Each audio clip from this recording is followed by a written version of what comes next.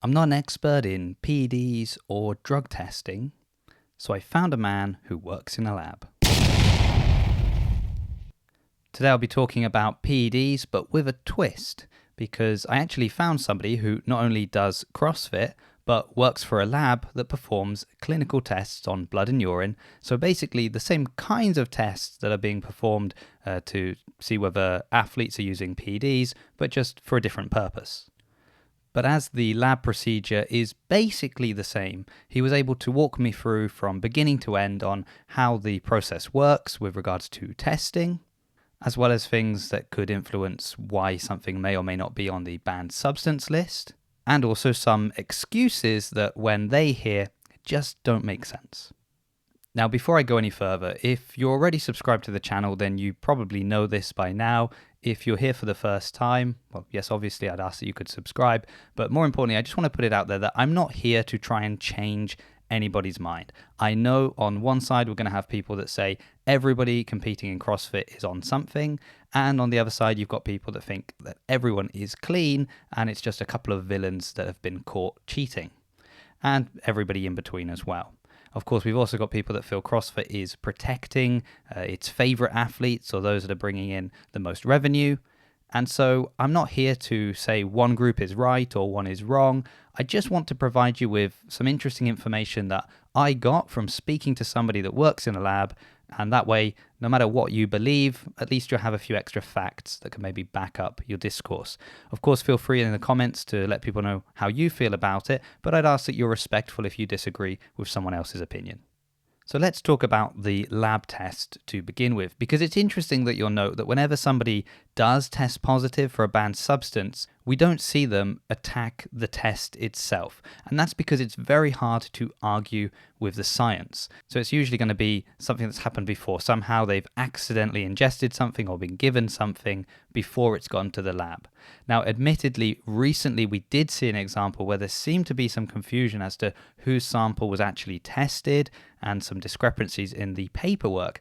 And I don't know what happened there, because that would seem very hard to do from what I was shown with regards to the testing. Because the lab basically sends out kind of a pack for each person, and it's pretty much idiot-proof. Now, unfortunately, I can't show you exactly the example that was shown to me because it's all branded by the specific lab, and I don't want to get my source in any trouble for things that he was telling me. But he showed me an example of one for the urine samples. So it would be a box. They would have 2 containers within it that are both sealed. They're even dated with expiration dates because the plastic can degrade, and that could affect the validity of the test. And simple things like a line to indicate when it's full because they require a certain amount. So you've got your A sample, your B sample within that box. You give the containers to the athletes, they fill them up, you put them back in the box. Now, what's interesting is that they also have a barcode on them, and there will be, maybe a sticker or another way that they put that barcode on the paperwork of the athlete. So the athletes fill out their information. Once that is scanned, well, then it becomes a blind sample, which means when it's passed on to the next person, they don't see that this is, Rich Froning's sample. They just get a random string of numbers. Now, usually this is a barcode and electronic system. It's very rare to see it handwritten these days, but who knows, and maybe in certain parts of the world that's what they were doing. But usually it would be this barcode. So that means from the moment it's scanned into the system and it starts running through the testing procedure, nobody knows who they're testing.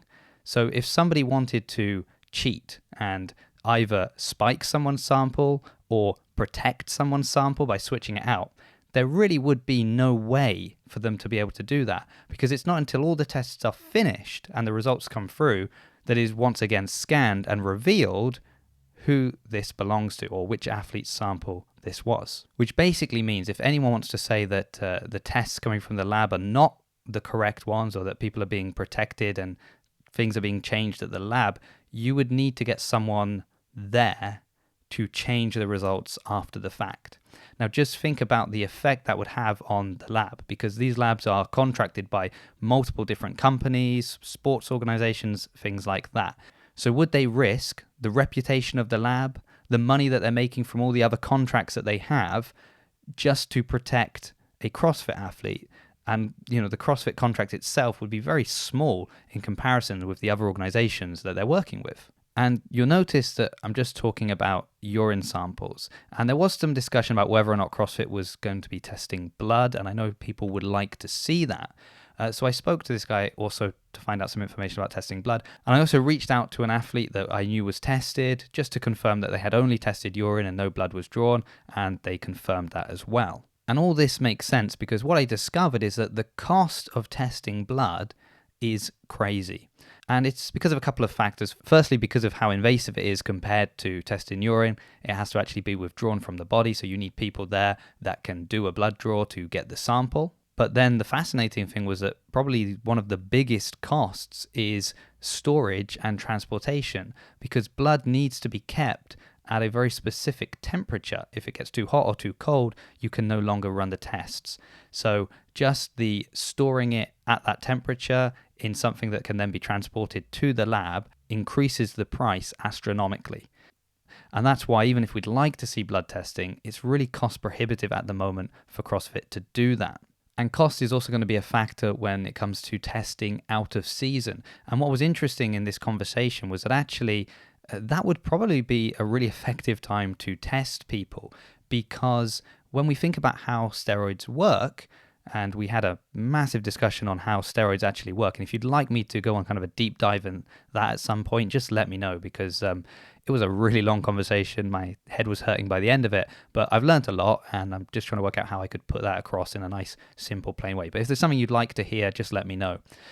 But we were talking about the fact that it really aids in recovery as well. So at the end of a season, after having beaten yourself up through quarterfinals, semifinals, and maybe the CrossFit Games, that would be a great time to get on something, because it would aid in recovery. You'd sort of get back into training quicker, faster than maybe your competition, and that would still give you a massive advantage, even if then you cycled off and were competing clean actually at events.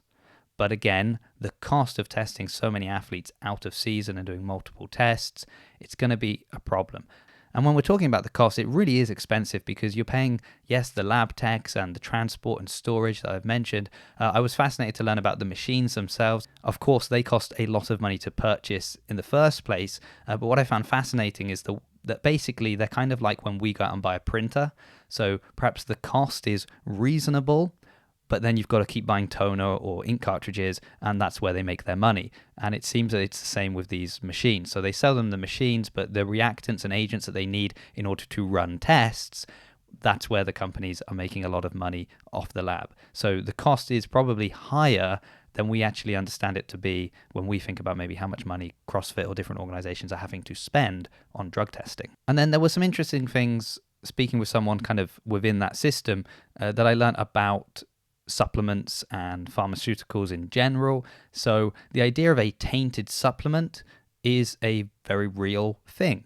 Now, I'm not saying that that means it happens with the frequency it would appear with how often we hear that as an excuse. But the fact is that supplements are not regulated in the same way as medicine, pharmaceutical drugs. In fact, when a supplement makes a claim, it's just that, a claim that it may help you increase endurance or power or whatever it may be. They don't outright say that it will definitely do this, because if they had to make a statement that something would definitely have an effect, well, there's going to be more regulations, more scrutiny, more procedures in place, as there are with medicines, with pharmaceutical drugs. When they make a claim, they say it will help improve with XYZ, and then they have to back that up, and they have to show that they're consistent in the way they are creating it, producing it, what they're doing. Now, a supplement company could go down that route, but all of those extra steps and the procedure would mean that they would end up with a product that would probably be so expensive, no one's going to buy it. And there are reasons as well why a company may at times deliberately taint a supplement, but that's again a whole nother discourse. But the fact of the matter is, yes, technically it is possible. We have seen tainted supplements in the past. Do they happen as frequently as people might assume if they believe everything we're told? Probably not. However, tainted medicine is pretty much impossible. So if an athlete is claiming that a prescribed medication from a doctor was tainted, and that is why something else is showing up in their test, well, speaking to people that work in the lab, they're not only going to find that impossible, ridiculous, but they're also going to feel you're kind of foolish if that's the excuse you want to put out there, especially if that medication could be used as a masking agent or would be something that could counteract the negative effects of a steroid or PED that someone might be taking. So now let's briefly talk about the banned substance list. So we've mentioned that there may be things that are considered masking agents that would be on that list. Steroids, other PEDs will of course be on that list. But here was an interesting point. Something can only be on the list if you can test for it. Now that might sound really obvious, but think about this. Lance Armstrong never failed a drugs test. People told on him. And there are things people can do that would not show up on a drugs test. For example, blood doping. So if they train in higher altitudes, have a highly oxygenated blood, they withdraw that, store it, and then they re-inject it when it's games time, when it's time to go, that would give them an unfair advantage.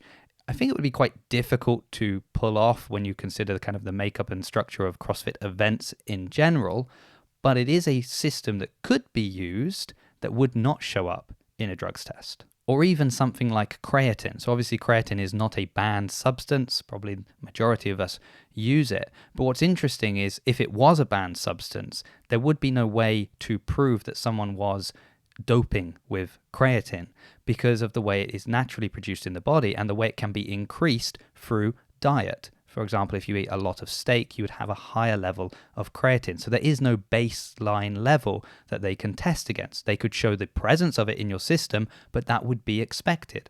So again, there are things that can be ingested, can be taken, but would not show up or would not be possible to be proven to have been supplemented in a drugs test. And then we have the example of someone like Marion Jones. Now, if we don't know who that is because we only follow CrossFit, she is a sprinter that took 5 medals at the Sydney Olympics, 3 golds, 2 bronze, and did not fail a drugs test.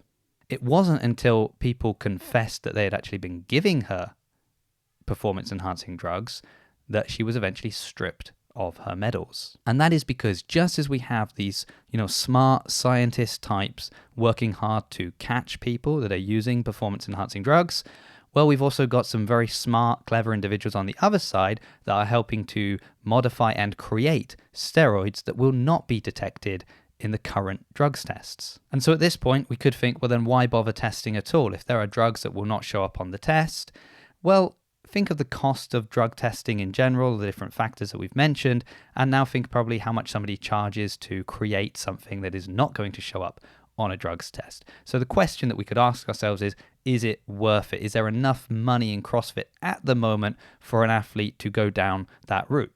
Maybe there is, maybe there isn't.